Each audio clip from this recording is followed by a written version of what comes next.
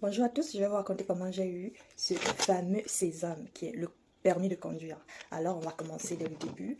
Je suis allée m'inscrire à l'auto-école en septembre 2023 et aujourd'hui, nous sommes en avril 2024.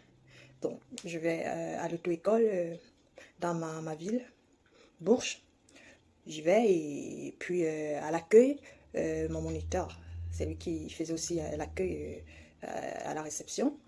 On me demande alors, est-ce que tu as une expérience? Est-ce que tu as déjà eu à conduire une fois dans ta vie? Alors je l'explique que je viens du Cameroun et moi j'ai un permis camerounais et je me suis rendu compte que on ne pouvait pas convertir le permis camerounais en permis français. Et même si c'était le cas pour moi, je trouve que c'est pas la même conduite dans mon pays d'origine. Il y a le code à respecter. Ici, ça roule super, super vite.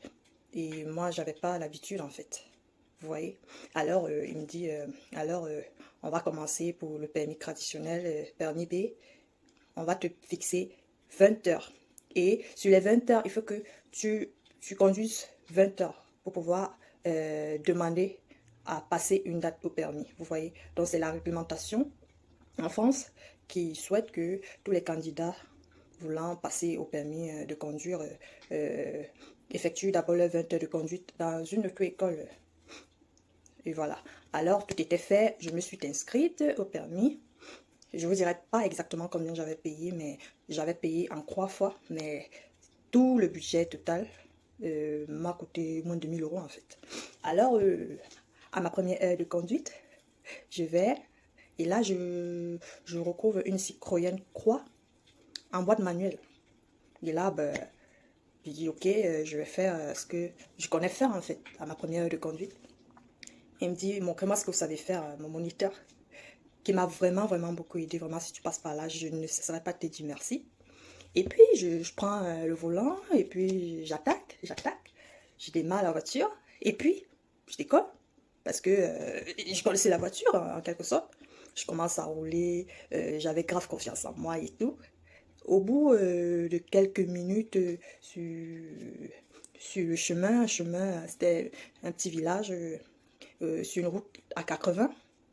Déjà, là-bas, je roulais pas 80, mais je roulais quand même. Donc, mon but, c'était pour moi, dans ma tête, je savais, moi, je me disais que le plus important, c'est partir d'un point A à un point B, car il faut conduire. Donc, en fait, c'est pas ça, quoi. C'est vrai, c'est bien beau de partir d'un point A à un point B. Oui, j'avais aussi les notions de pouvoir m'arrêter, ralentir, aller en première.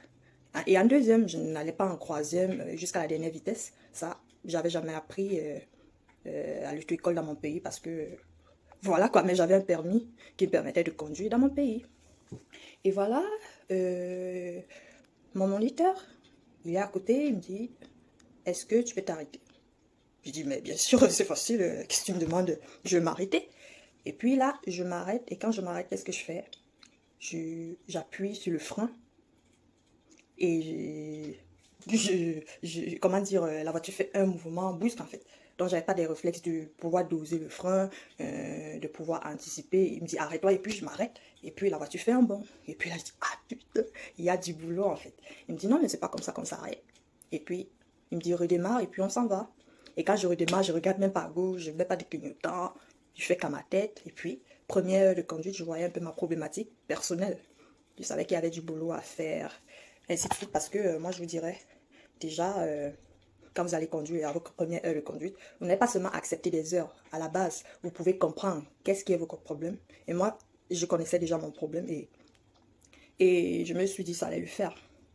Et puis, la première heure, il m'a appris à m'arrêter, anticiper, redécoller, mettre le clignotant pour recommencer, regarder l'angle mort, qui est très important, très très important, l'angle mort.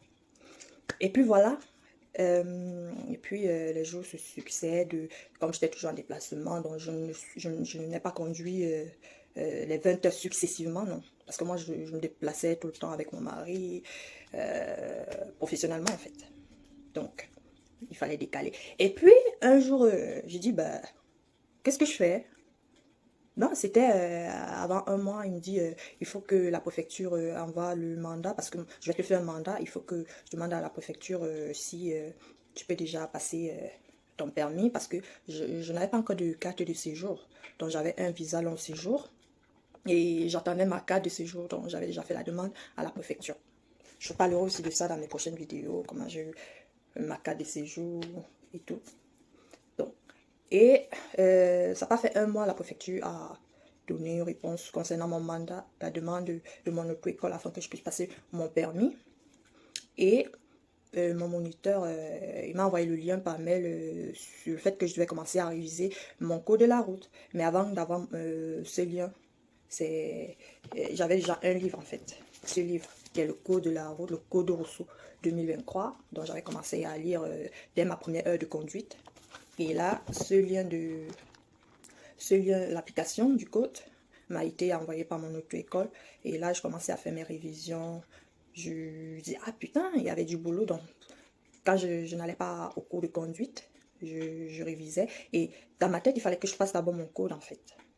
Donc, je ne mettais pas trop l'accent sur le fait d'aller conduire. Et j'étais toujours en déplacement. Donc, avant de passer le permis, la pratique, il faut le code. Et puis, je me suis lancée dans le code. J'étudiais mon code et tout. Et première fois quand je rentre dans l'application, dans ma tête, je pensais qu'il fallait avoir la moyenne. La moyenne pour moi, c'est 20 sur 40. Et puis, je lis les commentaires, je me renseigne, je me rends compte que non.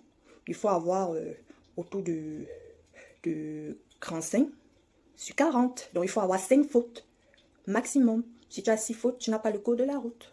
Ah, je dis, putain, j'ai du boulot à faire. Mes amis, j'ai du boulot à faire. Et là, je commence à étudier. Grave. J'ai 20 fautes, 25 fautes. J'étais tellement dessus. J'étais dégoûtée. Je disais, mais putain, je vais pas y arriver. Des choses logiques. Tu essaies de réfléchir logiquement. Mais c'est pas ça, en fait. C'est pas ça. La logique, c'est ce qu'ils te disent dans le code. Donc, j'ai dit, ok, je vais me mettre. Et là, j'ai bossé de septembre à novembre, je crois. Septembre à novembre, au bout de quelques mois, j'ai décidé de passer mon code. Et je passe mon code à la poste. Mon mari qui m'accompagne et tout. Je paye l'inscription, je pense que c'est 30 € à la poste pour passer mon code de la route. Et puis j'arrive le matin, mon heure d'examen, c'était entre 8h et 9h. J'arrive, je crois deux creux qui font des commentaires, genre, ça fait 5 fois, j'ai pas eu mon cours, ça fait 6 fois, machin. Putain, ce sera pas facile alors. Et puis, ils nous disent, monsieur Véan, celui qui était là, le monsieur, il nous dit de rentrer en salle. Et j'entre en salle, on avait des tablettes sur la table, on avait des écouteurs. Et puis le numéro, il y a un numéro qui t'est attribué sur la table. Et avec ton nom, on vérifie ta carte de séjour, ma carte qui était déjà sortie, mon identité, j'étais partie avec la totale, le passeport et ma carte de séjour. Je vérifie, oui, effectivement, c'est moi. Je m'installe. Lorsque je m'installe, ils donnent les consignes, faites ça, pas de tricherie, machin. Moi, tu peux même pas tricher. Chacun son casque, sa tablette. Tu vas même pas tricher en fait. Tu n'as même pas la possibilité de tricher. Et après ce que j'ai compris, c'est tous les élèves dans la salle, chacun a son énoncé. Son énoncé. Donc c'est pas le même type de sujet. Donc chaque élève a son sujet qu'il va critiquer. Donc il n'y a même pas moyen de tricher en fait. Tout le monde se concentre. Après que le monsieur qui s'occupait de nous a donné des consignes, quoi faire et tout, je me lance dans mon épreuve de code. Et puis, je ne vais pas vous donner tous les détails, j'ai passé tout. Et j'essaye de m'évaluer, m'auto-évaluer à la sortie, à la fin de l'examen. Mon mari me demande, alors ça a été. Et il dit, ah, tu me connais, moi j'ai toujours confiance en moi. Si j'ai fait des fautes, je pense que j'ai fait 4 fautes.